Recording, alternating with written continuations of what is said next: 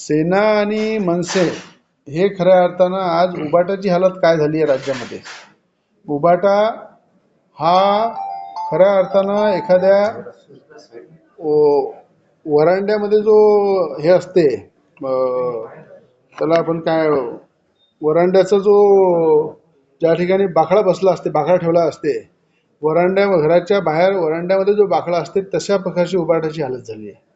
आज तुम्हाला माहित आहे की महाराष्ट्रामध्ये या ठिकाणी सगळ्यात ढ पक्ष म्हटलं तर उबाटा आहे.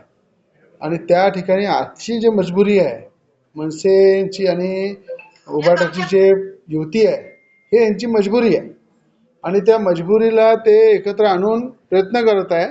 कुठेतरी भाजपला थांबवलं पाहिजे. पण एक लक्षात ठेवा, बाळासाहेबांचे विचार, हिंदुत्वाचे विचार हे भाजपामध्ये आहे.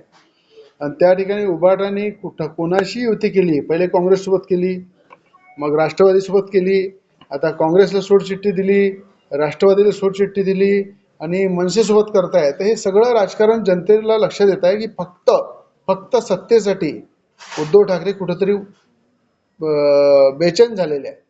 त्यांना फक्त कुठंतरी महाराष्ट्राची काही घेणदेण नाही आहे. पण मुंबईमध्ये उद्धव ठाकरेंची जी खऱ्या अर्थानं तिजोरी आहे, त्यांची जे रोजची जे इन्कम आहे, जे वन साईड इन्कमिंग जे आहे ते मुंबईच्या महानगरपालिका मिळते, ती बंद झाली पाहिजे.